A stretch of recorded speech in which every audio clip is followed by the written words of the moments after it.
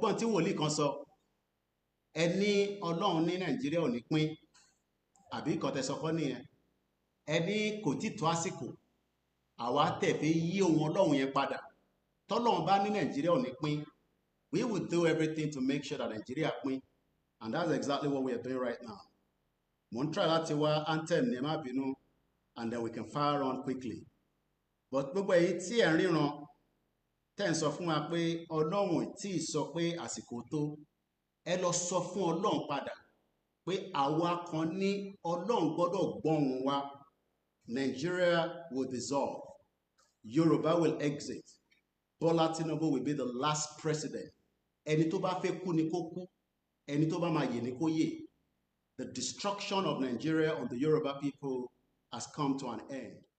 Nǹkan tó fa ọ̀rọ̀ yìí ni pé ẹ̀yin náà wò láti bí ijọ́ mélòó kan sí bí ọ̀sẹ̀ bíi méjì sí nípa ọ̀rọ̀ àwọn Fúlàní ó wà ní gbogbo Ìbàràpá ẹ worú dókítà wa Dr. Fatai PhD doctor ọmọ Yorùbá tó kàwé tó gboyè ó wá lọ sí lóyìnbó ní àìníye ọdún ó lọ ṣiṣẹ́ ó wá dé okòwò dé ó wá lọ lu bàbá ẹ̀ ní gangan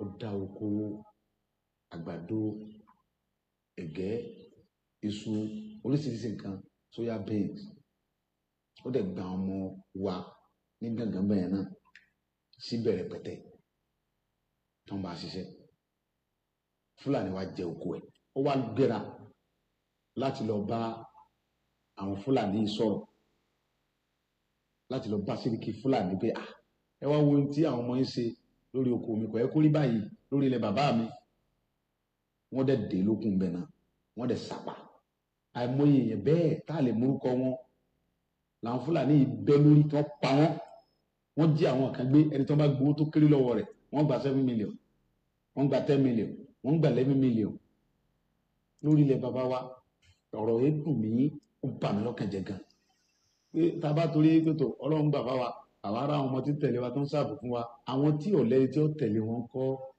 ìdí nìyí tó mú mi lọ síbẹ̀ yìí ìgbà tí mo dẹ̀ débẹ̀ ohun tí mo lọ fún ni pé láti lọ bá pé sógun tí ń ṣẹlẹ̀ yìí lórí ilẹ̀ wa sọ da ẹ ti ń gbé pẹ̀lú wa adẹ̀fàyè gba yín àbáyíjà àṣẹ nǹkan jàǹbá fún yín ọ̀rọ̀ ni mò ń bá Sẹ́ríkì sọ̀rọ̀ làwọn ọmọ rẹ̀ yí ọ̀bọ̀n sí mi mo gba ìbọn yẹn lọ́wọ́ ìkan yọ àké àgbà ìkejì tún yọ ìbọn mi ìyẹn ti ẹ̀yìn ẹni bá wọnú fídíò yẹn tó ra fídíò wọn ó yìnbọn yẹn sí mi kí n tó lóbọn yẹn mọ́ lọ́wọ́ ẹ bá gbọ́ fídíò rẹ̀ pé ìbọn bẹ̀rẹ̀ sí dáhùn bẹ́ẹ̀ wọ́n yìnbọn sí mi ń bẹ̀ kí n tó ẹ̀ ń bájà wá ẹ̀yìn pípò yìí tí n bá bájà wá ẹ̀ ní dúró tẹ́ ẹ̀ bá ti wá lè wá àtúnṣe sí ọ̀rọ̀ jíjígbé àti pípa àwọn ẹ̀gbọ́n wa àtàwọn àǹtí wa àwọn bọ̀dá wa àtàwọn ìyá mi àtàwọn bàbá mi tẹ́lẹ̀ wọn lò mọ́ iye o ó fẹ́ tàkẹ́ forílẹ̀ bàbá wa lẹ̀ ọ̀rọ̀ náà ń fà yìí sọ̀rọ̀ ẹ̀sìn kí sọ̀rọ̀ ọjà àwọn kan gbé wọn fẹ́ pa àwọn mùsùlùmí kílọ̀kàn mi kan mùsùlùmí kílọ̀kàn mi kan kírísítẹ̀ kílọ̀kàn mi kan gbogbo tá à ń fà yìí èmi ò nídìí kẹta àlàáfíà Yorùbá ni mò ń wá mi fẹ́ kankan bẹ́ẹ̀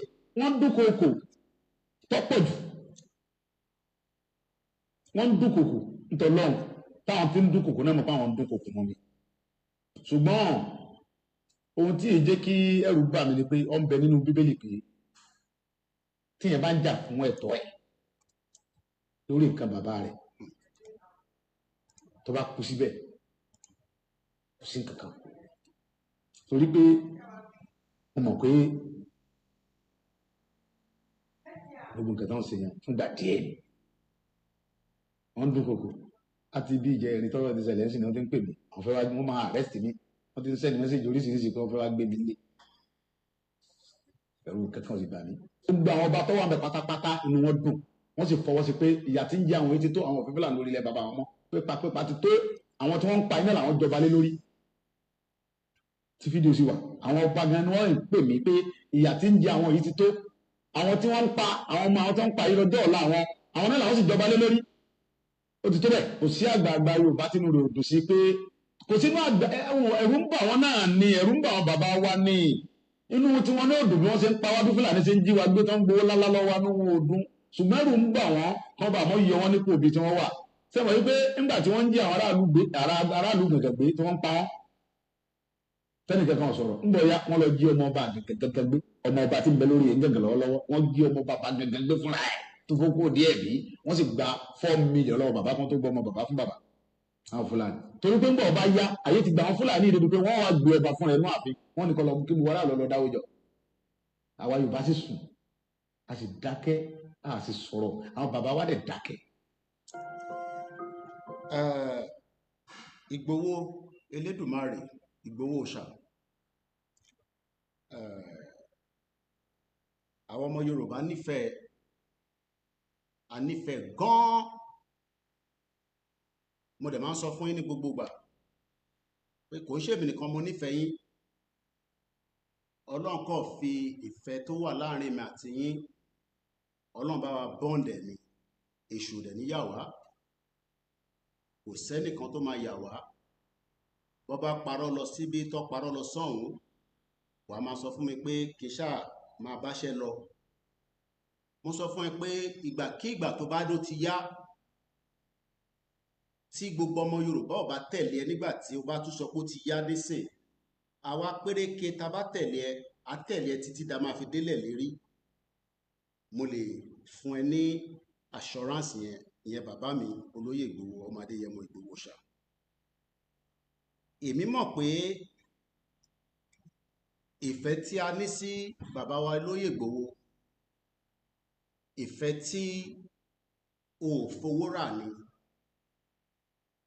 you have not paid us for this love that we have for you ìfẹ́ tó wá láti inú ọkàn wa ìfẹ́ tí a rí from the love that you also have fún àwa ìran Yorùbá you want us kódà ó yẹ ká máa apologize on behalf of àwọn ọmọ Yorùbá tó fi tiwọn kó bá gbogbo wa báyìí we should be apologizing to you fáwọn ọmọ Yorùbá tí wọ́n disagree nígbà tó pè wá tó sọ fún wa ní 4 years ago Ìgbòho ó yẹ ká máa apologize kan lójoojúmọ́ on behalf of àwọn ọmọ Yorùbá tí kò ní understanding pé in tó sọ ó ń ṣe adàlúrù wọ́n pè lóríṣiríṣi orúkọ èmi mọ̀ pé o ní ká máa yáfì wọn kódà o máa ń sọ nígbà míì pé ká má bú wọn ká fi wọ́n sílẹ̀ kó yé wọn o ní ká má bú àwọn ọba rárá pé ká fi àwọn ọba sílẹ̀ wọ́n tún wá fẹ́ pa ẹ́ sínú ilé lórí òdodo tó ń sọ wọ́n mú òkú méjì lọ wọ́n pa Àdògán wọ́n pa Alhaji Fatai ẹ jẹ́ kí n fi lè clear fáwọn tí wọ́n ń lo orúkọ lóyè tẹ́fẹ́ fi jẹ̀wé and I am not making this up Ìgbòho kò ní kẹ́ lọ fi orúkọ òun gba ẹni ẹ̀ ń ṣe asylum ni àbẹ́ ẹ̀ ń claim kankan because èèyàn kan sọ pé torí mo ní àwọn kan lórúkọ Ìgbòho nígbà tí gbogbo ṣẹlẹ̀ ẹ má bínú pé mo yàbàrà sí bíbá ẹ̀ pé torí ẹ̀ ń kọ́ táwọn bá ti nídìí ìrànlọ́wọ́ dandan ni pé kí Ìgbòho kó submit rẹ̀ fún ìrànlọ́wọ́ lé wọn lórí no it doesn't work like that èmi náà gbẹnusọ fún olóyè Ìgbòho kò authorize mi pé kí n kọ̀wé fún anybody tó bá ń lórúkọ Ìgbòho níta fún whatever reason eléyìí kó jẹ́ èyí tí mo fẹ́ jẹ́ kí gbogbo ọmọ Yorùbá tó ń bẹ níta àwọn tó yé ọ̀rọ̀ tí mò ń sọ ti yé wọn Ìgbòho will not give anybody tí ó máa sọ pé torí òun lo orúkọ Ìgbòho fi jẹ anything níta kẹwàá expect pé ó ti di dandan pé torí gbogbo àjọ gbé Yorùbá nation dání 15 years ni mo fi jà fúnwé mi lóòótọ́ kò ń ṣe opportunity eléyìí làwa lò ẹ má bínú pé mo yàbàrà sí bíbà slightly ìṣẹ̀lẹ̀ tó ṣẹlẹ̀ sí Ìgbòho it is well known around the world and Ìgbòho lè compromise in tó ṣẹlẹ̀ sóhun torí anybody ìlú táwà ayé táwà nísìn gbogbo nǹkan ló ní footprint yes àti láwọn tí wọ́n ti fi orúkọ Ìgbòho pé nǹkan ṣàwọn nǹkan kan but fún wọn any document láti fi bákẹ̀ àwọn ọlọ́mọ tó lọ sọ níta wọ́n kàn fi ń tó àwa létí ni.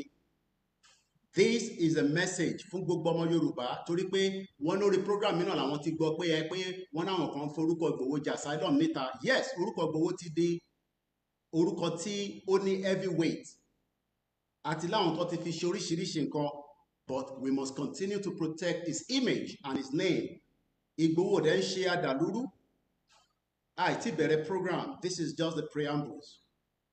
Ìgbòho kì í ṣe ọ̀daràn, kò kì í ṣe olè. Gbogbo record tí àwọn European Union ó wà lọ́wọ́ mi tọ́lọ wá ìdí olóyè Ìgbòho wọ́n ní kò ṣe criminal record rí, pé àwọn òríbí kankan tí wọ́n lè fi tọ́ka pé olè ni àbí ẹni tó ń dàlúrú.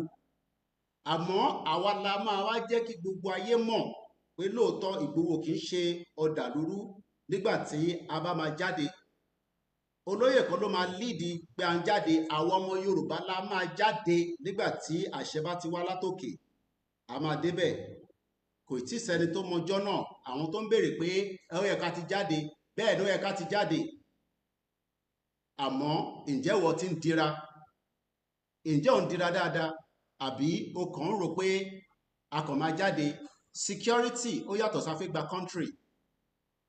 Security ilẹ̀ Yorùbá kò ń ṣe pé a fẹ́ gba country is a complete two different. Ọgbọ́n tí wòlíì kan sọ, ẹni Ọlọ́run ní Nàìjíríà ò ní pín, àbí ìkọ̀tẹ̀sọkọ́ nìyẹn. Ẹni kò tí tó àsìkò, àwa tẹ̀fẹ́ yí ohun Ọlọ́run yẹn padà. Tọ́lọ́run bá ní Nàìjíríà ò ní pín, we will do everything to make sure that Nigeria pín, and that's exactly what we are doing right now. Mo ń try láti wá anthem ní ẹ má bínú, and then we can fire on quickly. But gbogbo èyí tí ẹ̀ ń ríran tẹ́ ń sọ fún wa pé Ọlọ́run tí ì sọ pé àsìkò tó, ẹ lọ sọ fún Ọlọ́run padà pé àwa kan ní Ọlọ́run gbọ́dọ̀ gbọ́hùn wa. Nigeria will dissolve. Yoruba will exit. Bola Tinubu will be the last president. Ẹni tó bá fẹ́ kú ni kó kú, ẹni tó bá máa yè ni kó yè. The destruction of Nigeria on the Yoruba people has come to an end. We are not going to destroy Nigeria. Nigeria has already destroyed itself. It cannot even protect you. Kò ń ṣe torí pé security la ṣe fẹ́ kúrò ní Nigeria. A fẹ́ gba country wa, and we are serious about it. And if it means death, yes, some of us are ready to go so that you will be able to sacrifice for the next generation. Àwọn generation tó ń bọ̀ láyé ò tún ní wá pariwo Yorùbá nation. The end of Nigeria would happen, and Tinubu will be the last president, inshallah. Lórúkọ Jésù, láṣẹ Èdùmàrè. My name is Olayomi Koiki. Gbẹ́wọ́lé share button. I will give you the hope and the feelings. Ẹ lọ dira. Mo gbọ́ tí pastor yẹn sọ, a play lẹ́yìn anthem. Ẹ jẹ́ ká respect Yorùbá anthem after 30 minutes. Ó yẹ kẹ́ ti ní kí n play látẹ̀kan. Ẹgbọ́n sókè.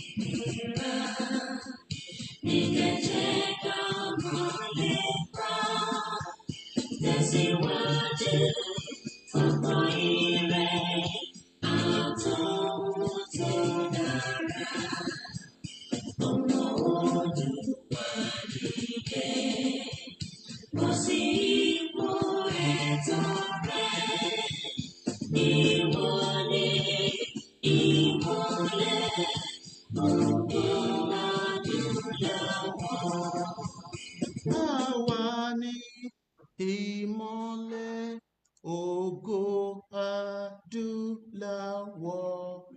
Èmi ni ìmọ́lẹ̀ ògo adúláwọ̀. Àwa ni ìmọ́lẹ̀ ògo adúláwọ̀. Ó yẹ kí gbogbo wa ti mọrin yìí by now. I expect us to have grown in numbers. I know we are streaming on 3 YouTube channels. Tẹ́ ẹ bá pín, nobody's coming to help you. If you wait for CNN, they are too busy. Fox News, they don't have the time. NBC, they don't have the time. These are the channels that can promote our quest to the international community. By now, thumbs up, like and share. This is the responsibility of every one of us, not just me. We can share the program. It's entirely up to you also to help us to tweet it out. Get the message out as quickly as possible. We are doing everything within our own end. We are live on every channel. I cannot help more than what we are doing. We are working day and night. We are working day and night. Moki Yoruba World Media, under the new president and the vice president. As a we pray that Yoruba will become a full independent country. Moki, the YSDM, the Yoruba Self-Determination Movement, under the leadership of Professor Adebanji Akitoye. Moki Gbogbo Yoruba Kakiri, I am your last man standing. Take it or leave it. I am last man standing. But Moki Gbogbo media as well that are dedicated. Any media tó bá pariwo pé kí Yorùbá jáde tán tó tún sọ pé Yorùbá gbọ́dọ̀ lọ ṣe sùúrù díẹ̀ sí, keep watch of that media. They are no longer part of Yoruba Nation. Gbogbo media is expected to be crying out now for us to prepare for the rally. I don't know whether they are doing it, but I'll continue to put it out. That is the responsibility of all the medias across the network. Don't pariwo Yoruba Nation. If they are not shouting rally for now, keep an eye on them and be asking them when are they going to talk about it. There are many things that will continue to happen across the board. But in to important, to ṣe pàtàkì, to wà at the cogent right now is for everyone to shout about the upcoming rally. Only our Father knows when that date will be released out. But it is the responsibility of every Yoruba media, bloggers, to believe in it. Láti kígbe síta pé rally wa máa bọ̀, kó dé ní kíákíá. That is the only final solution to part of how the Yoruba will become an independent country. A kì í ṣọmọ Igbo, a kì í ṣe Ìjọ, a kì í ṣe Hausa, àmọ́ gbogbo àwọn ẹ̀yà tó kù náà wọ́n ní right láti béèrè fún full independent Yoruba country. I mean, it's full independent of their own country as well. What we are doing on this channel is focused, direct, dedicated to the Yoruba people, and I hope the message is very clear. Let's listen to this and we move on from there again. Get the message out now. It is very, very important. It is extremely hot weather, but we're used to that now, and I'm grateful to be back again with our leaders. The Yoruba indigene. I want to talk to you all. And I want you to listen and accept what I'm about to say. I said they are already usurping you from your villages all over Yoruba states. In Ogun State, Osun State, Ondo State, Anambra State, even Anambra State, even the Igbo lands as well. People are already entering those places. And they're already overtaking you people in your various states. What we are saying right now, this is not about religion. Whether you're a Christian Muslim, or you're a Muslim, and we are Yoruba traditional worshippers, this is time we must band together to fight for our father's land so that they don't overtake us in it. Don't let them use religion to take over our land. All those villages they have taken over in Ondo State, When they wanted to kill, they killed Christian and Muslim alike. They are fighting for the land. They are not fighting for religion. They are just coming through the lens of religion. But I'm telling you, all Yoruba people, please be prepared. Nigerians at large, please be well prepared, so that they don't take you away from your father's land. And calling onto the royalties in Yoruba land. The Oni of Ife, the Imperial Majesty. Kábíyèsí, we greet you, sir. Please talk about this. The new Aláàfin, please talk about this. All the kings in Ondo State. The kings in Lagos, Oyo, Osun, please talk about this. Because when the war overwhelms us, we will not be able to do anything about it. Personally, I'm ready for war. I told you the last time that you fortify yourself. Some people will say, why will a pastor utter that kind of statement? Please go and fortify yourself. Because when war comes, I will drop my Bible. I will go and fight for my father's land. When the Christianity came into Nigeria, it came in 1842. That was when it came in. And the first person to compile the Bible, his name is Williams. They killed him on the 6th, 1536. They burnt him. He was lynched. The person that compiled the Bible for us. So don't let us put religion into our culture or for fight for our father's land. I will fortify them, and I'll be a leader. And if you can fortify people, fortify them. We will fight that war. I will drop my Bible because of my father's land. Because the Bible says it. Hebrews 6 verse 1. It says, set aside the teachings of Christ and let us do what is complete. We will now put it aside. Let's fight for our father's land. And we tell Jesus to help us. To help us in the war for our father's land. That's what we are going to do.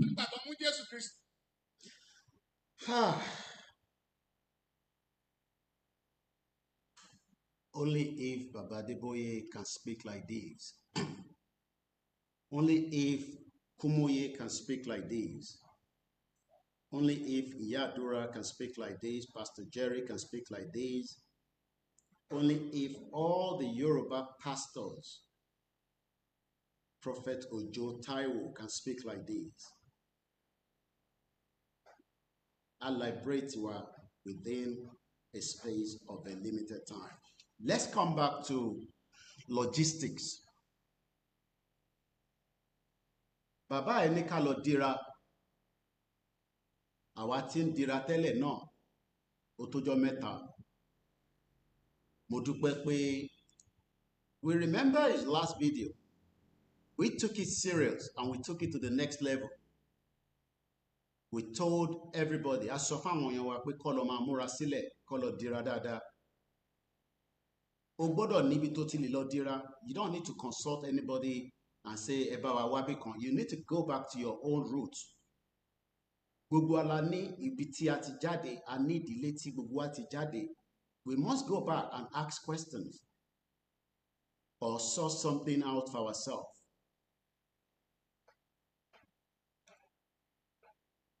Ìjẹ̀sìn kọ́ là ń jà. We are fighting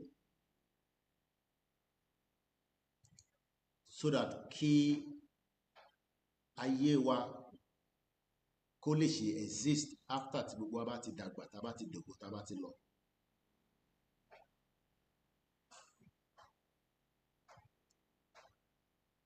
If we dare fail, which we are not going to, it will be one of the biggest disasters of mankind. Àsìkò yìí ń ṣàsìkò tí máa sọ pé a ti ṣe tẹ́lẹ̀ àṣemọ́.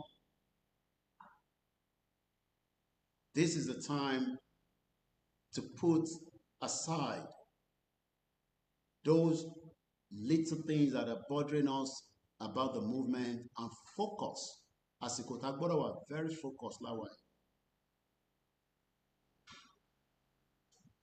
We are not fighting because of the Fulanis. À ń jà nítorí pé a fẹ́ retain country tí ó ti exist before Nigeria. So we will fight till the last person láti gbàlú yẹn. And when I mean fight, we are not fighting Fulanis láti fi gba ara wa sílẹ̀. We are fighting the globalists. A lot of you don't know that. Who we are fighting is bigger than the Fulanis. Àwọn tá à ń bá jà ju Fulani lọ. Fulani ni foot soldiers wọn tán lò. Wọ́n dẹ̀ rí wọn lò dáadáa. Àwọn Fulani tí ẹ̀ ń rí yẹn kọ́ ni à ń bá jà. Ìran Yorùbá ń bá àgbáyé jà. And that is something that everybody needs to understand clearly today. And it is either you are in to save that particular indigenous Yoruba people, or we will remain underneath the globalists. They have destroyed us and we are going to destroy them back. How we are going to destroy them will remain in our mind. We are the face of the movement.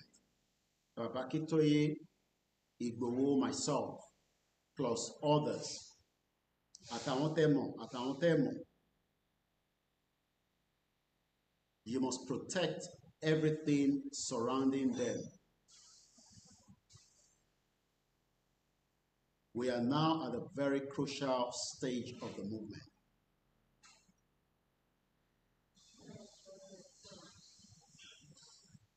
I am trying to be very cautious pẹ̀lú àwọn ọ̀rọ̀ tí mo fẹ́ máa sọ. And I'm sure you know what I'm talking about. But be prepared for death for you and for me. But we can overcome those deaths if we all prepare in our mind that before we are killed, we must also prepare to kill them back. Kó tó di pé wọ́n máa pa wá, a gbọ́dọ̀ prepare láti pa wọ́n padà, because they're going to kill us. I can tell you that. The Yoruba people have been killed for the last 65 years of being part of Nigeria. More Yoruba people have died now while Tinubu is in office. That I'm sure you know.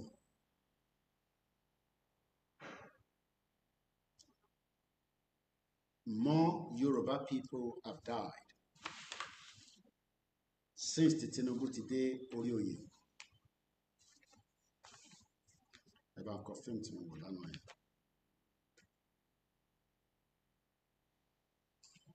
More Yoruba people have died since the Tinubu today orí oyè. Do not think that you are perfect. Àwọn tí wọ́n lò tó fi pa wá yẹn, poverty was part of it as well.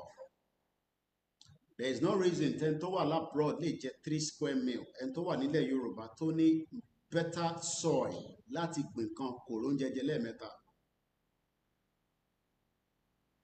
Ẹni tó wà labroad tó lo passport tó dáa tó fi ń travel káàkiri gbogbo àgbáyé, kò sẹ́ni reason láyé yìí tí ọmọ Yorùbá náà lè ní passport tiẹ̀ tó lè fi compete pẹ̀lú any country around the world. Currency tí wọ́n ń lò labroad tí wọ́n fi ń dominate wa ní on our own land, kò sí any reason táwa náà lè build currency tiwa with a strong economy. Mo kúrò lọ́kàn ẹ̀ nísìn nínú broadcast pé Fúlàní kọ́ là ń bá jà. A lot of you are mixing it up. Ẹ fi pé tá bá ti jáde àfi lọ máa attack Fúlàní náà. That is not what we are doing. ọ̀pọ̀lọpọ̀ yín tí ẹ tí ní understanding that the Fulanis are just their foot soldiers, but we are going to have to work towards a Yoruba independent country to stop those that are bringing those formations underneath. Ìran Yoruba tí were infiltrated for a very long time, but we did not know.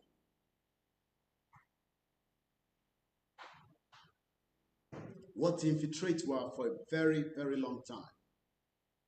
MK Abiola was one of them.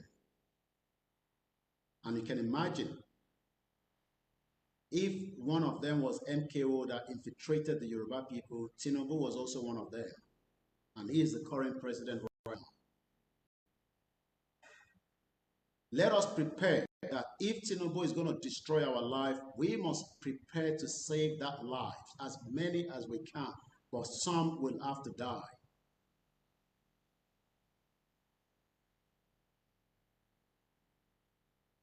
We must now save the remaining leftovers, which is still over 60 million, at least right now. Nílẹ̀ Yorùbá lẹ́nu.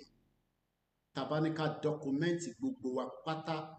I am capping it to 60 million people must now be protected moving forward. How do we do that? Yoruba country nìkan ló lè ṣe. Tinubu will still be used if we give him the chance to push further, and many Yoruba people will die. It's just very sad to say. Now you can see the clearer picture that we are not fighting Fulani. So how do we fight Tinubu? That is the question that needs the answer. And that answer is Yoruba country. Forget about what Tinubu is going to do or what he's not going to do. Tinubu will probably have maximum, with his current age, maximum 40 years. And I try to make it look cool so that I do not wish death on him. But he's already wishing death on us. And what do we do to protect ourselves?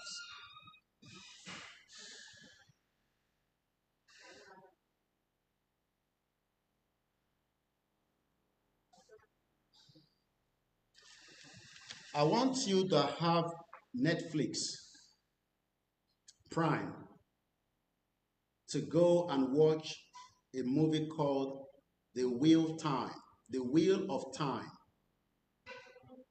That is the movie, if you can, if you have Prime.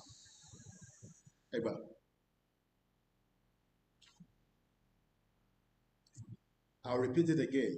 About me cost in the comment section. It's okay. The Wheel of Time, episode 7 of season 3.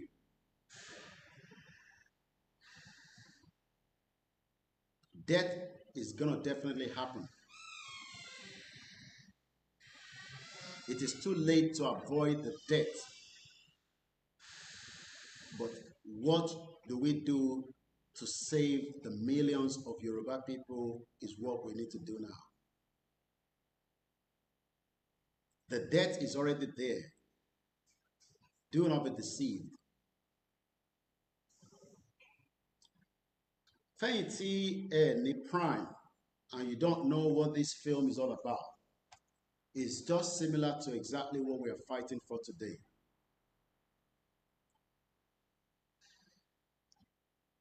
A lot of people will still die for us to get the Yoruba nation. If truly, Tabayepa country, who we don't know among us is a very serious discussion. I have had this conversation with my own wives. This particularly fún ẹ̀yin tẹ́ wà ní homeland. You must prepare your family for this fight to save the Yoruba people from being taken out of the world that we are living today and converted to something that we are not. This is not a laughing matter. It's a serious matter. Any one of us could die along the line of this movement. And you must allow your family to know that. But kò ń ṣe gbogbo wa la máa lè sacrifice to that extent.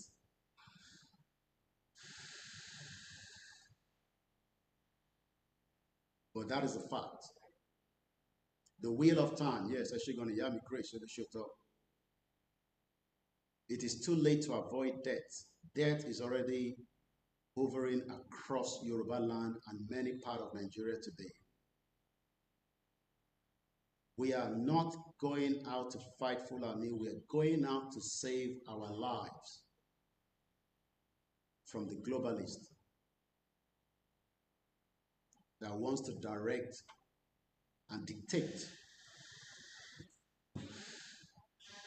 And that is something that many of you have not fathomed. Many Yoruba people still really get the grasp of this movement. Some have just thought that watching a YouTube or videos about people talking about Yoruba nation, what we are fighting for is death that is already hovering across us, and we want to save as many others that we can. And the only way we can do that is to prepare. Eba mi fin kan mú kíní ẹ̀ dání tó ń squeeze, please.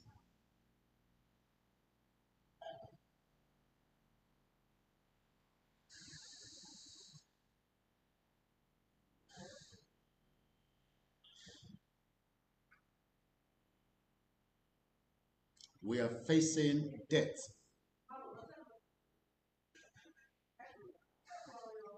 Ikú ti wà lórí gbogbo wa, but we can avoid it before it is too late. Tinubu will push us to more debt. Already push us into that, and many people that are selfish. This is not about the diaspora saving the Yoruba people. It's about the Yoruba saving each other from the debt.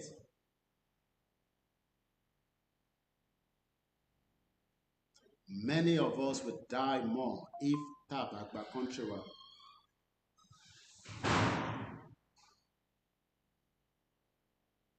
A lot of Yoruba people will die if we fail to get a Yoruba country.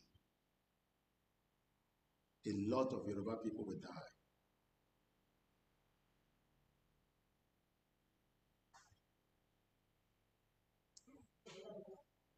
Tinubu will not save us from this current situation.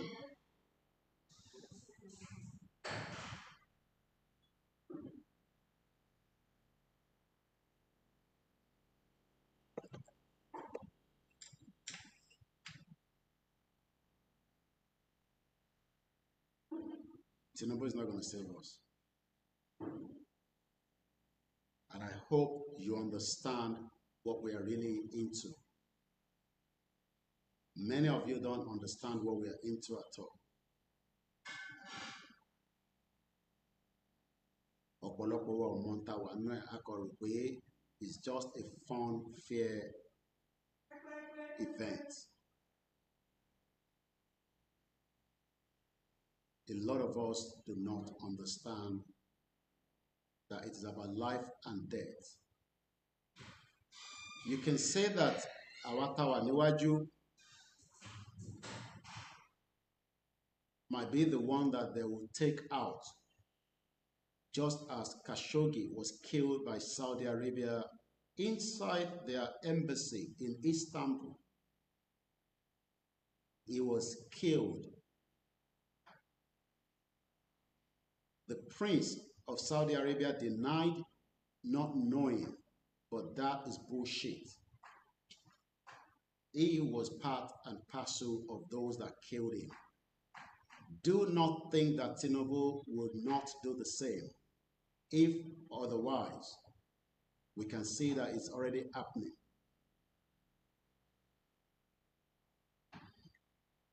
Gbogbo àwọn tí wọ́n look away tẹ́ ń sọ pé Fúlàní ni ó kàn disturb wa, it is beyond Fulanis.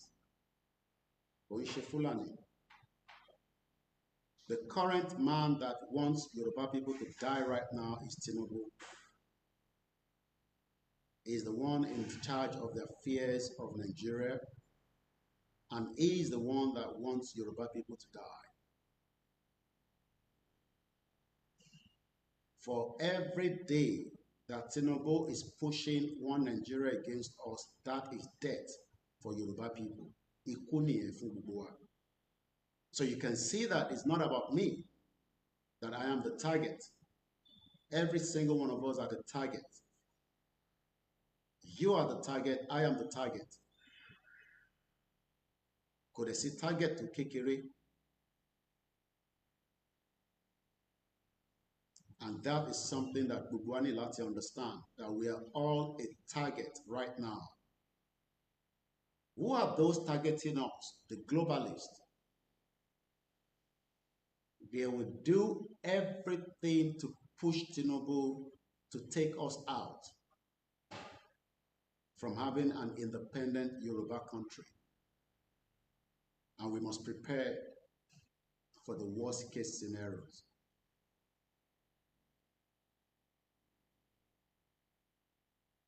This is not a child's play. Once again, Entobani Prime. I have given few films on this platform. These are real events that has happened. Tofish a movie, just like most of the Nollywood that are also not doing much. Most of those Yoruba actors and actresses and the artists might not have a place to operate when Nigeria is fully an Islamic country. I don't think they know what we are fighting for. The Funke Akindeles, I saw Kunle Afolayan, massive. These are the kind of investment I want to see in Yoruba land. Building something in Oyo State, just launched, I believe, yesterday, if not a day before. I saw it on Seyi Makinde's Twitter handle. But ṣé ó lè guarantee life for me tí bá wá ṣe holiday nínú resort yẹn with my family? Would you take your family from abroad and go and stay there? For those of you that are not advising them now. Yes, these are beautiful investments that we want to see across Yoruba land. I will support it, I will promote it, but right now, they are not talking about anything more than we want to just have our own business. Look and hear me very well. The Islamic agenda will destroy all your businesses as they've done with Baba Olowo. The businesses in Nigeria, they will destroy it. Go and ask Baba Kitoye what happened to all the businesses and the plan that Baba Olowo have for Yoruba. So you are just saying, I am just doing my small business. I don't want to have anything to do with Yoruba nation, but I just want to operate in Nigeria. That business will be destroyed if we remain inside a one Nigeria.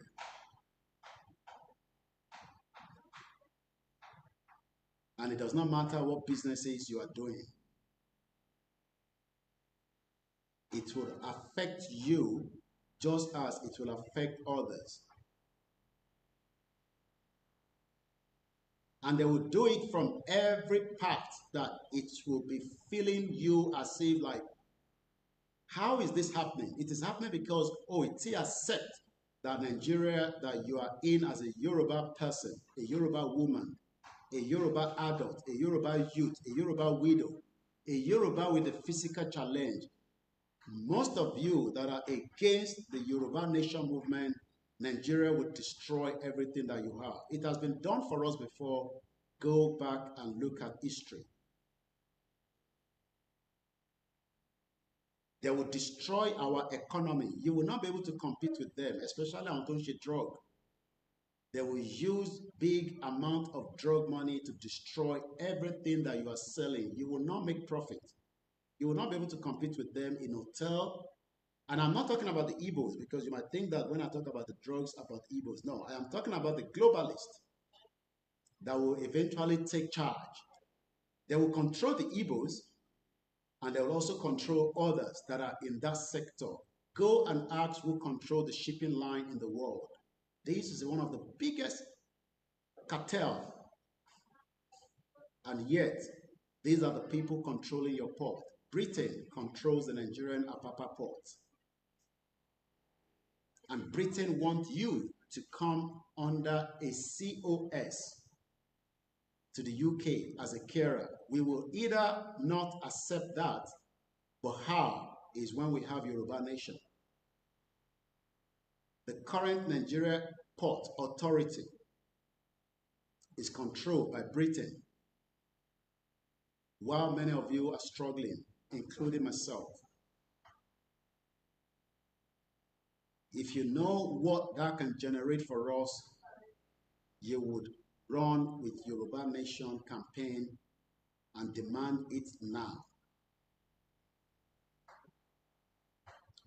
Tó bá rò pé bóyá n tí mò ń sọ ọ̀rọ̀ tó kọ̀ ń dùn lẹ́nu lásán ni, Tinubu is selling us already to the Shagoris, one of the most criminal organized people as of today, the Shagoris. Tinubu cares less if many of you die while he serves his own cronies. This Yoruba Nation is about life and death. We must prepare for such.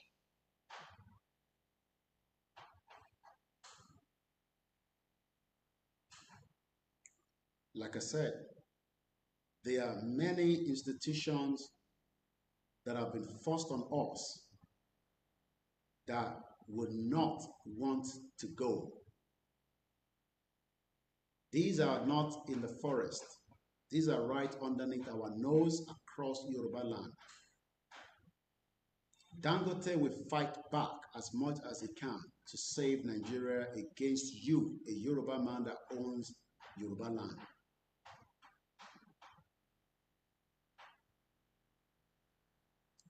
Ìtàgbédání ó le gan, ó kọjá bẹ́ ṣe ń wò lọ. And I hope this message today will wind down your brain. That are you ready to die for this cause? If you're not ready to die for this cause, you are not part of this movement. You must have it at the back of your mind that you're ready to die for this cause. Tell about it the stage here. You are still not yet ready. Not that you will die, but you must have it at the back of your mind. Because you could be the last man that will save us during the course of having our independent country.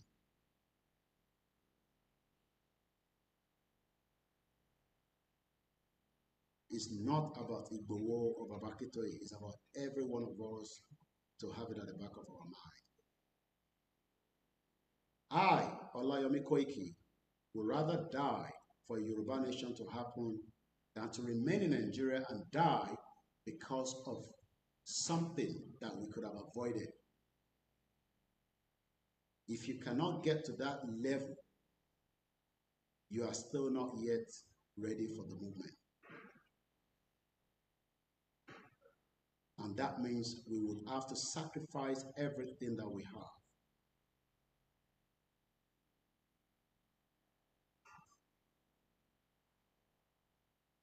If you are not in that capacity yet, you are still far away from the movement.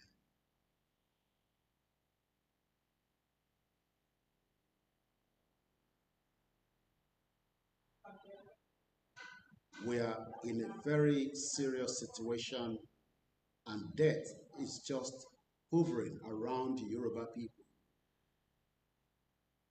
People think that Fulani will be the only one to come and attack you, but we are being under attack on a daily basis.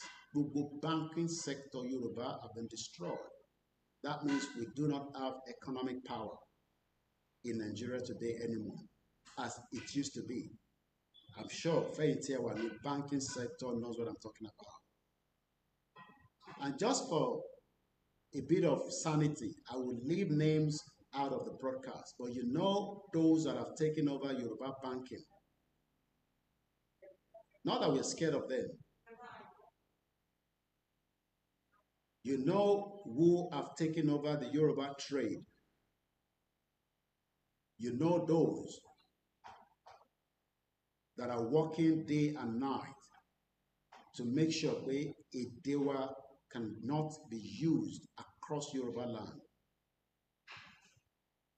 We are being infiltrated on a daily basis by many of those that you don't know, and they are not in the forest. Ọ̀pọ̀lọpọ̀ ọmọ Yorùbá ń rò pé Fúlàní tó wà nígbó nìkan ni àǹbájà. You are fighting Igbos, Hausas, Ijaws. You are fighting English people, Scottish, Italian, Spanish, Russian, Americans, Germans, France. You're fighting many African countries because one more tí Yorùbá bá ti dá dúró tán, it will be part of the beacon of the world. That means that you must be prepared to die for this cause. If you cannot die for it, then you are just not ready, but you will still be part of the Yoruba country for those that died or those that live to tell the story. Most of the story that we are hearing today, some have to die for it, for their generation to survive. Once again, Tebani Prime, Etawani Diaspora, or Etawani Africa, go and watch. I only watched it yesterday. The Wheel of Time, episode 7 of season 3. One of those that had to sacrifice himself in this particular movie is an indigenous movie. Toba sacrificed Are as at the time he did during the course of the fight. And everybody was told to fight and prepare all kind of weapons to fight against the enemies. The little weapon that they have, everybody, including the youngest in that village, was told to harm and prepare for fight. They lost people, but they won the fight. But one man had to sacrifice just as many that died as well. Who is going to sacrifice for Yoruba nation to become an independent country? Ṣé Igboho la fẹ́ yẹ kó sacrifice nìkan? Can Igboho be in every part of Yoruba land? Yes. Their Christians' agenda also to make sure that we do not have a Yoruba country, just as there is Islamic agenda. I am not going to tell you it is not true. There is a Christian agenda making Yoruba nation kó má wá sí ìmúṣẹ, just as there is also the Islam. The tradition has already been infiltrated as much as possible. What infiltrates ìṣẹ̀ṣe wa gan? We will need to rewrite everything back. Our history has been destroyed. It is an agenda by the West. I have told you, if needs be, let UK keep everything that they've given me.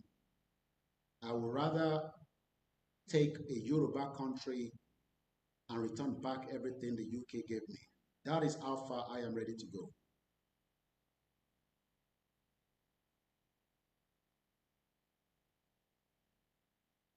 That is the only way for me. You would have to decide yours.